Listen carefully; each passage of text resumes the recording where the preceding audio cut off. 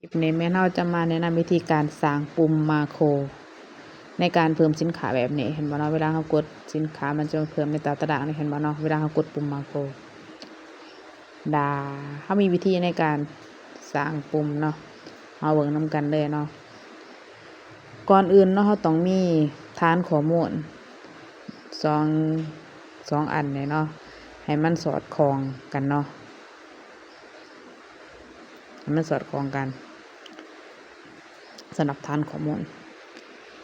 หลังจากนั้นเนาะให้เฮามากดเลือกอยู่ developer เนาะถ้าว่าผู้ใดบ่ทันมี developer เนาะแม่นเฮาเข้าไปเมนูไฟล์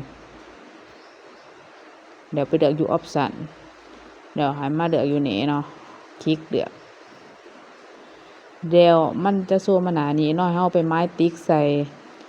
ตัวว่า developer ของข้าพเจ้าแม่นติ๊กแล้วเนาะถ้าว่าไผเพิ่นติ๊กให้ไม้ติ๊กใส่หลังจากนั้นกดโอเคเดี๋ยวก็จะมาโชว์อยู่หน้าจอเบื้องต้นแบบนี้เนาะโอเคหลังจากนั้นเรากดเข้าปุ่ม developer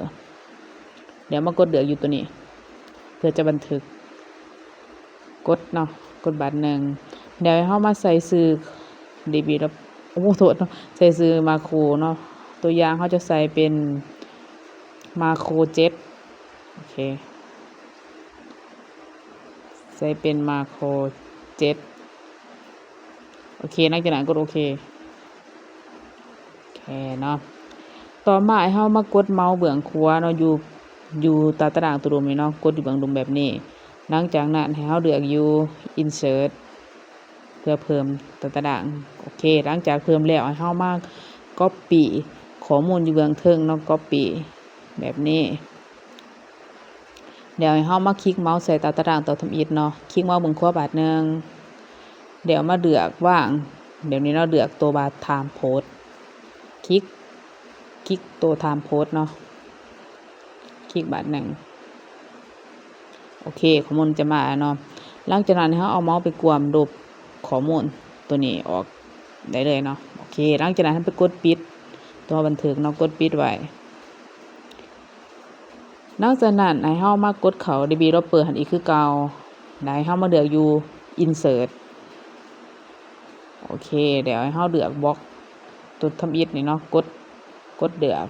หลังจากนั้นให้เรามาวางตามขนาดตามที่เราต้องการได้เลยเนาะจะเป็นลักษณะแบบนี้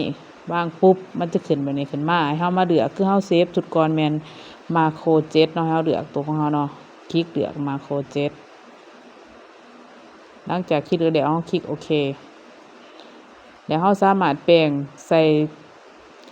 ตามที่เราต้องการได้เลยเนาะเขาจะใส่ว่าเพิ่มสินค้าโอเคหลังจากทำมาลองเนาะเอาสินค้าลองมาวางเบิ่งโอเควางแบบนี้